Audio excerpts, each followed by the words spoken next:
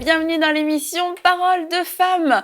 Bonjour les filles, vous allez bien? Bonjour Annabelle. Et je pense que nous pouvons à tous et à toutes les personnes qui nous suivent leur adresser un joyeux Noël. Nous vous souhaitons un excellent Noël. J'espère que c'est une belle journée. Si ça n'était pas une belle journée, eh bien ça va le devenir maintenant. Avec voilà. Vous en pensez quoi? Oui, on va passer au moins 28 minutes ensemble. Au moins 28 minutes. Oui. Sauf si vous regardez l'émission en boucle. Exactement.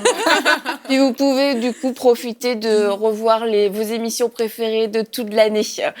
Et vu que nous sommes la dernière semaine de l'année, nous allons voir les ingrédients pour une année réussie. On a vu comment faire un bilan positif les dernières semaines. Et voilà, le bilan est fait, mais on veut vraiment donner des ingrédients qui sont clés, qui sont intemporels. C'est pas juste pour le début ou la fin d'une année, c'est tous les jours. Et on va commencer avec la Bible. Oui, la Bible. Exactement. Et puis c'est toi Aurélie aujourd'hui c'est toi notre invitée en fait. Oh, wow. Bah ouais. Parce que comme vous le savez, vous tous qui nous suivez depuis un petit moment, si la Bible dit, la Bible dit. La vérité. Donc Aurélie Tchatchou était la personne idéale pour pouvoir traiter de ce thème. Alors Aurélie, dis-nous comment apprendre à aimer la Bible. À quoi sert cette Bible? Est-ce qu'on doit la laisser sur une étagère ou est-ce que en cette nouvelle année, elle peut changer notre vie? Alors Annabelle, la Bible, pour moi, c'est le manuel que Dieu nous a laissé. Et d'ailleurs, vu qu'on est pendant les périodes de fête et de fin d'année, vraiment, la Bible, c'est ce que chaque personne... Si votre Bible est poussiéreuse, je ne sais pas si elle est cachée dans un coin, allez la ressortir parce qu'avec la nouvelle année, avec la fin de cette année, c'est le temps de prendre des bonnes décisions et lire la Bible, méditer la parole est l'une des meilleures décisions qui pourra nous accompagner tout au long de l'année 2018 qui vient. Donc, c'est quoi la Bible? La Bible, pour moi, c'est le manuel que Dieu nous a laissé comme un manuel d'utilisation. Alors, dans la Bible, la Bible parle de tous les domaines de notre vie. La Bible, c'est vraiment un outil de Dieu qu'il a mis à disposition de son peuple. Alors, nous savons tous qu'un fabricant, par exemple, il a toujours ce qu'on appelle le manuel d'utilisation. Si vous achetez une caméra, vous allez lire le manuel d'utilisation, la notice pour comprendre, OK, voici comment on utilise cette caméra, voici comment ça doit se faire et tout. Vous comprendrez ces choses en lisant le manuel. Et Dieu, qui est notre créateur, a prévu aussi une façon pour nous de comprendre comment est-ce qu'on doit mener notre vie, comment est-ce que nous, les créatures qu'il a faites, nous devons nous comporter dans tel aspect, dans tel domaine ou dans tel autre. Et pour ça, il y a le manuel qui est la Bible dans lequel on retrouve tous les éléments qui nous permettent de vivre tout simplement en tant que des personnes que Dieu a créées. Donc la Bible, c'est ce manuel que Dieu nous a donné pour nous permettre de vivre dans tous les domaines de notre vie. Et il y a des personnes qui se disent « Ah, mais tiens, mais c'est pas écrit telle chose dans la Bible ou bien la Bible ne parle pas de ci ou de ça. » C'est faux. La Bible parle de tout. Dieu a prévu tout. Mon mari le dit tout le temps. Hein? Dieu a pensé à tous les sujets possibles, que ce soit même une petite phrase ou élaboré sur plusieurs versets. Dieu a pensé à vraiment tous les sujets de la vie. Il a pensé à tout. Moi, ce que je trouve merveilleux dans la Bible, c'est qu'à chaque fois que tu la lis, même si c'est la même phrase, le même passage, tu as toujours un éclairage différent. Exactement. Et puis là, tu disais que Dieu a tout prévu, et moi, je crois que oui, même si c'est pas écrit noir sur blanc, le comportement que tu dois avoir avec ton iPhone, en tout cas, la pensée de Dieu transparaît. Oui, parce qu'il y a des concepts modernes qui n'étaient absolument pas d'actualité à l'époque où les différents livres ont été écrits. Il y a 66 livres dans la Bible, donc chaque livre a été écrit à un moment différent, et donc il correspondait aussi au contexte de l'époque dans lequel ils ont été écrits. Mais la pensée de Dieu, par contre, elle est intemporelle. Voilà, et tous nos problèmes modernes trouvent une solution dans la parole de Dieu, parce que la parole de Dieu, c'est vraiment un attouchement intime avec la pensée de Dieu. Et la parole de Dieu a été inspirée. Hein, la Bible dit que toute écriture est inspirée par le Saint-Esprit. Et c'est inspiré du Saint-Esprit que les différents auteurs ont rédigé. Et donc, quand tu lis la parole de Dieu, tu viens en contact intime avec la pensée divine. Et la pensée divine, elle peut s'appliquer à toutes tes décisions, à tous tes dilemmes, à toutes tes questions. Et c'est en ça, comme tu dis, qu'elle répond à tout. Et même si c'est pas verbalisé, ton iPhone, laisse-le dans le placard quand tu pries, par exemple. Je cite ma propre... Je cite. le verset selon l'Évangile, selon Anne. Mais vraiment, la pensée de Dieu, elle est présente partout dans la parole de Dieu, dans la Bible, et on peut appliquer à toutes nos circonstances. C'est Et vraiment. en parlant des décisions, ça, je crois que c'est quand même un grand dilemme en tant que chrétien de se dire, OK, ma vie ne m'appartient pas, j'ai conscience que Dieu a une volonté pour ma vie, mais alors comment connaître cette volonté? Et souvent, ça amène beaucoup de confusion, voire de panique. Est-ce que je fais vraiment la volonté de Dieu? Est-ce que je suis vraiment dans le plan de Dieu? Et là aussi, la Bible va pouvoir jouer son rôle. Ah oui, exactement, parce que comme on l'a dit, mais tout est écrit dans la parole de Dieu. Maintenant, c'est notre devoir à nous, mais d'aller chercher ce qui est écrit à l'intérieur. C'est à nous de se dire, ah mais tiens, voici la situation dans laquelle je suis. Voici, en fait, de la même manière vraiment que quand on achète un appareil, on prend le temps de lire la notice. Normalement. Oui, normalement. Il faut qu'on prenne aussi ce temps-là de consulter la parole de Dieu par rapport à tous les domaines de notre vie. Et ça, pour les petites choses comme les choses les plus grandes. Et vraiment, c'est des bonnes habitudes qu'il faut se donner à soi-même. C'est pas des choses qui viennent juste comme ça. La façon dont on nous a éduqués a fait en sorte qu'on a des habitudes qui se sont créées en nous. On a des réflexes qui semblent être corrects parce que tout le monde se comporte comme ça. Mais parfois, c'est pas ce qui est écrit dans la parole. C'est bien qu'on fait quelque chose qui est bien, mais qu'on sait que c'est écrit dans la parole. Pas juste parce qu'on fait c'est bien, parce que de fait, on sait que c'est bien. Il faut que nos actions soient intentionnelles. Et pour les rendre intentionnelles, mais il faut comprendre que, ah oui, là, je fais du bien, c'est parce que la parole me demande de faire du bien. Donc, ça doit vraiment se faire de façon intentionnelle, pas parce qu'on a juste comme ça des bonnes manières, juste par l'éducation. C'est une bonne chose, mais il faut qu'on apprenne à être intentionnel. Et pour être intentionnel, mais qu'est-ce qu'on doit faire? On doit méditer la parole de Dieu au point où la parole doit devenir notre premier réflexe. Alors, comment est-ce que la parole peut devenir notre premier réflexe? Imagine, tu es avec quelqu'un dans la rue et on te propose un nouveau travail. Bah, Aurélie, voilà, je te propose un nouveau travail dans une autre ville, un autre pays. Est-ce que ça t'intéresse? Là, tu fais quoi? Hop, attention, je sors ma Bible. Premier réflexe. C'est comme ça? Pas du tout. Ah, tu vois, heureusement, je pose des questions. On n'a pas toujours une Bible à dégainer sous la main. Quand même, tu fais bien. Allez, explique, Aurélie. On n'a pas toujours une Bible à dégainer sous la main, genre, faut l'ouvrir et faut la lire. Non, mais vraiment, prendre le temps de méditer, faire en sorte qu'on a des paroles appropriées. Oui. Mais dans beaucoup de cas, on peut ne pas avoir la réponse sur le coup. Immédiat. Décider d'aller en voyage pour travailler, c'est pas une petite décision, c'est quelque chose qui nécessite un temps de réflexion. Ouais. Et il faut qu'on apprenne dans nos décisions de tous les jours à dire aux personnes, est-ce que tu peux me donner un temps de réflexion? Et c'est pendant ce temps de réflexion qu'on ira chercher la face de Dieu et on pourra aller méditer la parole. Qu'est-ce que la Bible dit à propos du travail? Qu'est-ce que Dieu y pense du travail? Il faut qu'on aille chercher vraiment pour tous les domaines. Et là, sur la base de ce qu'on va trouver, et puis Dieu, il sait nous parler aussi au travers de la parole, vraiment à titre personnel. Sur la base de ce qu'on va trouver, ben, on pourra vraiment prendre la bonne décision. La Bible dit que la révélation de la parole de Dieu éclaire. Et c'est cet éclairage qu'on doit vraiment aller chercher dans la parole de Dieu. C'est vraiment, Seigneur, je veux être éclairé. Je sais que dans la Bible, il y a tout ce qu'il faut pour ma vie. Alors, montre-moi, éclaire-moi. Et puis, il faut faire une méditation de la parole de Dieu. Parce que ce n'est pas tous les jours qu'on aura le temps aussi pour dire à quelqu'un, donne-moi du temps pour répondre. Parfois, il y a des réponses qui nécessitent une action immédiate, oui ou non. Mais méditer la parole de Dieu au quotidien, mais ça nous permet déjà de nous bâtir nous-mêmes. Et parce que c'est la vie, hein, c'est la parole de Dieu qui est soufflée en nous. Exact. Quand on lit sa parole, donc... C'est une bonne habitude à prendre. C'est une très, très, très bonne habitude à prendre. Il y a un verset qui dit « L'homme va aller piocher dans son bon trésor ».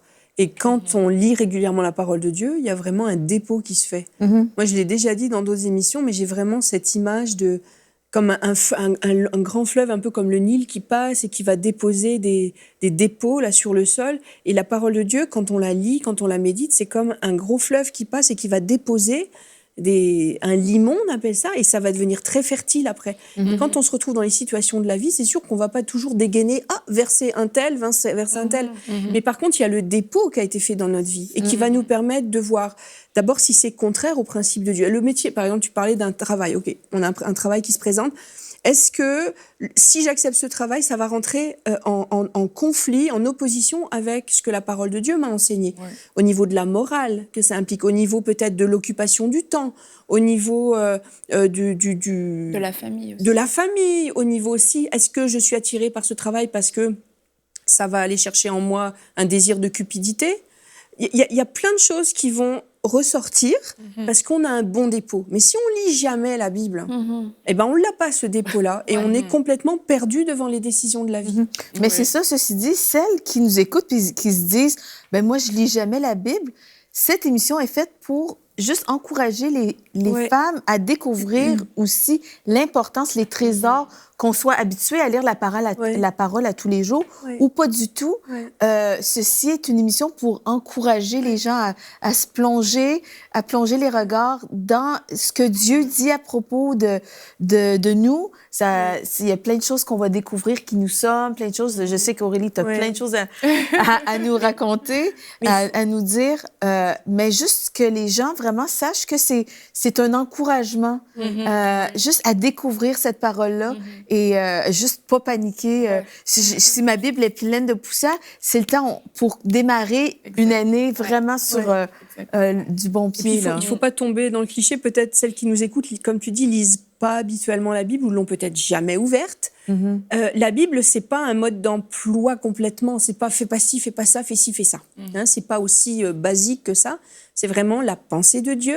Et donc, en la lisant, on va voir ce qui plaît à Dieu et ce qui lui déplaît. Voilà. Et ça va être en ça qu'on va dire que c'est un mode d'emploi, parce qu'on va savoir si je vais dans cette direction-là, je sais que ça va déplaire à Dieu, parce que j'ai tellement lu dans la parole de Dieu, j'ai vu ce qui lui déplaisait, et ça aussi, ça va lui déplaire. C'est pas fais pas ci, fais pas ça. Parce qu'il y a ce cliché-là, ceux qui ne lisent jamais la Bible ont un peu le cliché de dire c'est une liste d'interdictions. C'est pas du tout une liste d'interdictions, mais c'est vraiment le reflet de la pensée de Dieu. Donc on sait ce qui lui plaît et ce qui ne lui plaît pas. Mais le but aussi, c'est de comprendre qu'on lit la Bible, que dans la Bible, il y a vraiment tout ce qui est nécessaire pour nous, tel que Dieu nous a pensé, tel que Dieu nous a créé. Dans la Bible, vraiment contient tout ce qui est nécessaire pour qu'un homme vive une bonne vie, une vie pleine, remplie et équilibrée. Et c'est en fait ça le désir que beaucoup de personnes ont, en fait. C'est de vivre une bonne vie, mais trop de personnes se perdent parce qu'elles vivent sur la base de ce qu'on leur a appris, ce qu'elles pensent être bien. Mais si on réalise que dans la Bible, il y a vraiment tous les trésors qui nous permettent de vivre la meilleure vie possible, alors ça change notre perception. On ne va plus voir la Bible comme « fais pas ci, fais pas ça », mais on va vraiment voir la Bible comme « voici » en méditant la parole de Dieu. Mais là-dedans, je pourrais avoir la bonne voie. La Bible dit « médite la parole, que ce livre de la loi ne s'éloigne pas de ta bouche. Médite le jour et nuit. C'est alors que tu auras du succès dans toutes tes entreprises. Là, on ne parle pas d'une seule chose, on ne parle pas d'un domaine, mais on parle vraiment de tous les aspects de la vie à ce niveau-là. Donc, c'est pour ça que le regard qu'on doit avoir sur la Bible, ce n'est pas un regard d'interdit, mais c'est vraiment un regard où on sait que voici là où Dieu va mener, voici ce qui est bon pour moi. D'où la nécessité de la méditer et de creuser la Bible, en fait. Quand je dis méditer, creuser la Bible, c'est vraiment qu'est-ce que ça signifie pour moi, cette parole que je suis en train de lire. C'est pas juste des histoires genre bien faites. Comment je peux l'appliquer à ma propre vie? Par rapport à ma vie, qu'est-ce que ça signifie? Est-ce que ce que je suis en train de lire, ça remet en cause une partie de moi? Tu parlais, Anne, des choses qui ne plaisent pas au Seigneur. Est-ce que quand je lis, je me sens bien, ou alors est-ce que ça vient me chercher au fond de moi? Est-ce que je réalise que dans ma vie, il y a des choses qui ne plaisent pas au Seigneur? Auquel cas, ma pensée, je peux décider de la changer pour plaire au Seigneur. Et s'il y a des choses que, je me rends compte que je le faisais, mais je ne savais même pas que c'était bien, mais maintenant, je peux accentuer ces choses-là parce que ça plaît également au Seigneur de le faire. Donc, la Bible, c'est vraiment indispensable, en fait. C'est indispensable pour la vie. Et aussi apprendre que ce qui est dans la Bible, c'est la vérité. C'est la vérité que nous, on doit avoir. comme Mathilde, tu disais, pour moi, quand c'est écrit dans la Bible, c'est vrai. C'est ça? Et il n'y a pas besoin de chercher midi à 14h. C'est que c'est écrit. Et quand c'est écrit, moi, je prends pour acquis que Dieu, il veut mon bien plus que moi-même et que Dieu me connaît plus que moi-même. Donc, si il a pris le temps de mettre à ma disposition quelque chose qui me concerne, mais je ne peux qu'aller fouiller là-dedans, aller puiser là-dedans pour découvrir les secrets de ma vie, pour découvrir les choses que toute seule, je n'aurais jamais pu découvrir. Donc, en ça, la parole de Dieu, pour moi, est vraiment indispensable. Maintenant, il y a aussi des personnes qui se disent, mais comment on médite la Bible ? Comment est-ce qu'on fait et tout pour méditer la parole de Dieu? J'aimerais juste ajouter un point avant qu'on parle de la méditation de la parole de Dieu, c'est qu'il y a un élément qui va être aussi important, c'est l'amour qu'on a tout simplement pour Dieu et pour sa parole. Ouais. Si j'aime Dieu, normalement, je dois aimer sa parole. Et souvent, on dit « Ah, tu sais, je trouve ma vie spirituelle, ça avance pas très bien. » Et puis, j'ai pas une grande intimité avec Dieu. Mais quelquefois, on réalise pas que le temps qu'on passe dans la parole de Dieu, à méditer la parole de Dieu, c'est un temps de communion avec Dieu.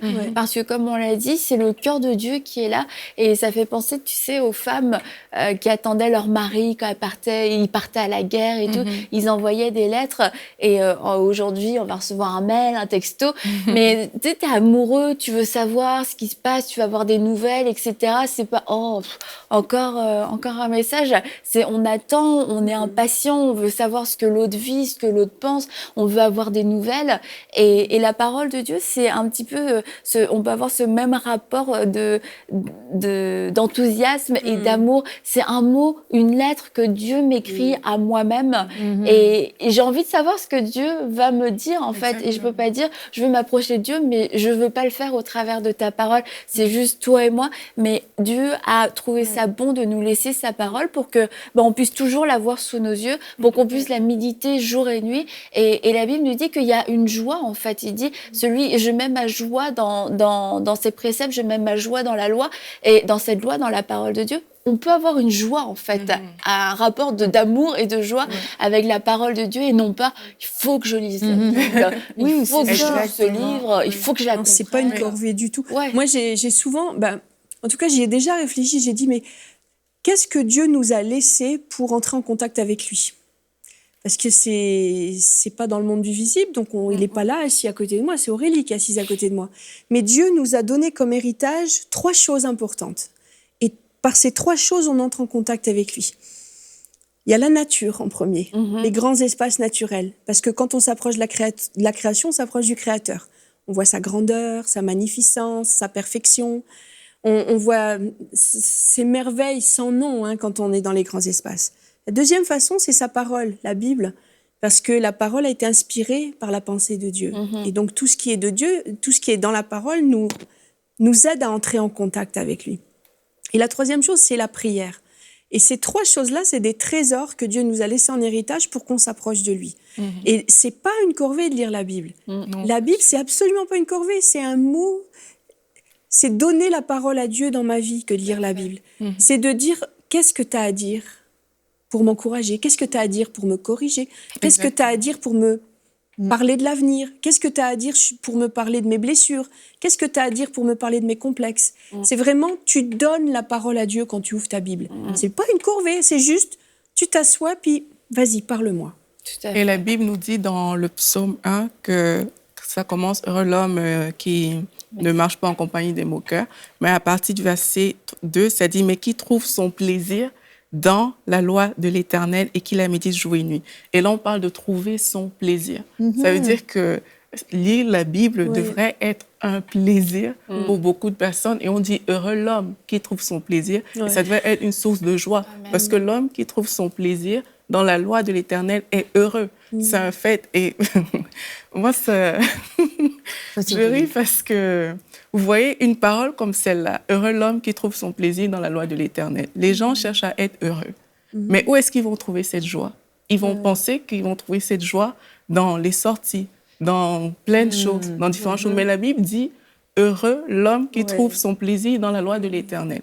Donc, si je prends le temps de méditer la parole, je comprends que pour que je sois heureuse, Je dois trouver mon plaisir dans la loi de l'Éternel. Ouais. Et c'est ça qui fait ma joie. Mais quelqu'un qui ne médite pas la parole sur la base de ce qu'il sait de façon courante va dire, mais moi, pour que je sois heureuse, il faut que je sorte, il faut que j'aille faire ci, il Faut que je j'aille faire... magasine. Exactement. Je m'achète des souliers. C'est ça. Pourtant, la Bible dit, je serai heureuse quand je vais prendre mon plaisir dans la loi de l'Éternel. Et Amen. ça, c'est des choses qu'on comprend quand on médite la parole de Dieu et qu'on vit quand on médite Alors, la parole comment de Dieu. méditer la parole de Dieu, Aurélie? Alors, c'est très simple, il faut déjà commencer à avoir une Bible. C'est un bon point. point de départ. Mais elle y est sur Internet. Ceux qui n'ont pas de Bible et Tout à qui fait. nous écoutent, sur Enseigne-moi, vous avez toute la Bible dans plusieurs versions. Vous pouvez même l'écouter. Mhm. C'est ça, il faut avoir une Bible, il faut prendre le temps de la lire. Pour certaines personnes qui ne savent pas comment faire, très souvent on dit de commencer par le Nouveau Testament, de lire le livre de Jean. Il y a beaucoup de prescriptions qui disent ça. Mais parfois, il faut juste demander à Dieu, Seigneur, voilà, c'est ta parole, je veux que tu me parles aujourd'hui. Et on va voir que Dieu va nous conduire, il va nous amener à aller au bon endroit, lire le bon verset qui cadre avec notre situation. Alors, quand on lit la parole de Dieu, c'est important de creuser, comme on disait tout à l'heure, de dire qu'est-ce que cette parole signifie pour moi? Est-ce que cette parole me donne une information par rapport à Dieu? Est-ce que cette parole me donne une information par rapport à mon identité? On s'arrête Est-ce alors. que... On ne lit pas 40 chapitres d'affilée. non. Là, on peut s'arrêter sur un verset Non, et puis continuer de penser. Et en fait, on est toujours en train de méditer la Oui, Bible. exactement. D'accord. Méditer, c'est vraiment creuser, c'est vraiment réfléchir par rapport à ce que je suis en train de lire. Ouais. Et c'est le travail qu'on doit faire, en fait. C'est l'exercice plutôt qu'on doit faire. C'est vraiment, qu'est-ce que ça signifie pour moi aujourd'hui? Peut-être que je suis en train de lire un passage de l'Ancien Testament et ça me semble tellement loin. Mais pour moi, aujourd'hui, qu'est-ce que ce passage signifie? Est-ce que ça m'amène, moi, à me questionner par rapport à ma vie d'aujourd'hui, par rapport à ma relation avec Dieu? C'est poser autant de questions. Et même, moi, je vais jusqu'à dire qu'il faut créer des scénarios avec ce qu'on est en train de lire. Si on lit une parole qui vient nous chercher, mais il faut qu'on puisse mettre notre imagination en action. Vraiment, c'est comment est-ce que je vais faire pour appliquer cette parole dans mon environnement? Il faut que je me voie en train d'appliquer la parole que je viens de lire. Par exemple, dans mon travail, si on me dit, si je découvre que... Sois gentil avec Annabelle. Comment est-ce que tu mets cette parole en pratique, Aurélie? Ben, il faut que je me voie être gentille avec Annabelle. Et là, Pas Dieu des te actes. montre que tu lui apportes un café avec un croissant, Par exemple. par exemple. Est-ce qu'il y a marqué au verset suivant Sois gentil avec Anne? Aimez-vous ardemment les uns les autres. Ah. Voilà, c'est ça. Donc, franchement, Usez de c'est prévenance réciproque. ça. Soyons pleins d'affection les uns pour les autres. Et c'est à ceci que tous verront que vous êtes enfants de Dieu. Alors montre à tous, Aurélie. Mais c'est ça, la parole, elle doit aussi nous pousser à l'action. C'est bien Ouais, de ouais, la ouais. comprendre, de voir Ouais. que voilà, peut-être que Ouais, pas juste là, être un je récipient. je dois m'améliorer, Dieu me corrige, Dieu me parle, Dieu m'encourage, mais il doit y avoir comme une action après. Ouais, il faut qu'il y ait une Il action. faut. Parce que le but, c'est de mettre la parole en pratique. Ben On ne ouais. médite pas juste pour avoir des connaissances. Être pour juste connaître. gonflé Ah, de non. connaissances Ah non. et pas manifester l'amour ni manifester la parole. Jamais. La parole est faite pour être manifestée. Exactement. Le but, c'est vraiment de la mettre en pratique. Amen. D'où vraiment l'importance de se faire des scénarios, déjà d'imaginer. Quand j'imagine que voici l'acte que je vais poser, mais ce sera plus facile après de poser cet acte. Et il faut même aussi imaginer qu'on est en train d'enseigner cette parole aux autres. Si je veux enseigner la parole à Anne que j'ai reçue, comment est-ce que je vais faire? Et ça va nous faire vraiment retourner la parole dans tous les sens. Ça va nous faire vraiment dire, prendre un pan de la parole et un autre. Et c'est ça qui va faire qu'on peut après vraiment la mettre en pratique. Par exemple, il y a des parents, si je veux enseigner à mon enfant comment ne pas mentir, ben déjà, moi, je dois pouvoir mettre ce scénario dans ma tête à mon niveau pour vivre une vie dans laquelle je ne mens pas, bien sûr. Et aussi, il faut que j'ai l'aptitude pour pouvoir communiquer ce message-là. Donc, quand on médite, c'est des choses à faire, c'est à se dire, moi, comment est-ce que je vais le pratiquer ici, par exemple, à mon travail, je ne sais pas, ben, ici, ce n'est pas le cas, mais il y a des personnes, quand ils travaillent, leur patron, on va dire, dit que je ne suis pas là. Alors qu'il est là, il est présent, c'est juste qu'il ne veut pas répondre à l'appel. Mais en lisant la parole de Dieu, on sait que voilà, ça, par exemple, c'est quelque chose que Dieu ne veut pas. Maintenant, il faut qu'on puisse faire preuve de sagesse. Si tu prends le temps de méditer sur comment est-ce que je vais transmettre cette parole à autrui, Ouais. mais là, ça va te donner la sagesse qui te permet, dans une situation comme ça, de dire à ton patron, mais je dirais que vous n'êtes pas disponible pour le moment. Et c'est comme ça qu'on fait pour passer, pour être vrai, pour communiquer le message de la parole de Dieu face aux décisions qu'on doit prendre. Et bien sûr, la mise en pratique effective et concrète. Bon, maintenant, il y a plusieurs choses qu'on parle de méditer la parole. Parfois, on parle de versions de Bible, on parle de plein de différentes choses. Mais moi, j'encourage aujourd'hui, mais à vraiment prendre le temps de lire de façon simple. Si on ne comprend pas ce qu'on lit, ben, il y a des versions plus simples que d'autres. Il ne faut pas aller chercher Exactement. des versions très complexes. Il y a des versions où le français est accessible, quand même. Et on peut utiliser ça. Il y a aussi des comparaisons. Comme sur Enseigne-moi, ben, c'est facile d'avoir des comparaisons de plusieurs versions de Bible.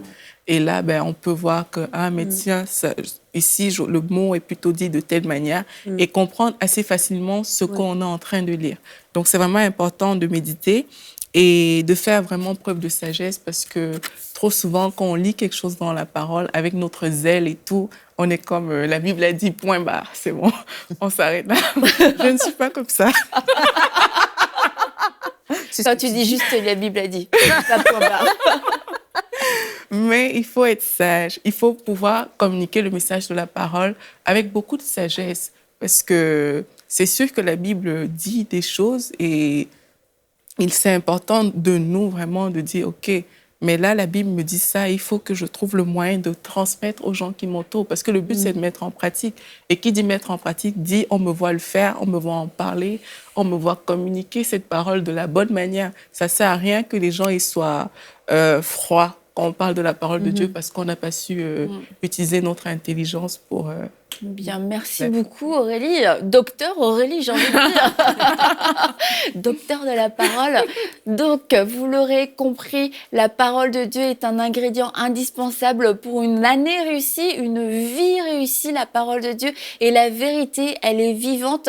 Et vous pouvez demander au Saint-Esprit de venir vous aider à méditer la parole de Dieu, à trouver votre bonheur, à trouver votre joie dans cette parole, et puis à la prendre comme étant la vérité absolue et ne pas essayer d'adapter votre vie à la parole, plutôt la parole à votre vie, mais d'adapter votre vie selon les standards de la parole de Dieu, sachant que ce sont des standards de paix, de joie, de bonheur.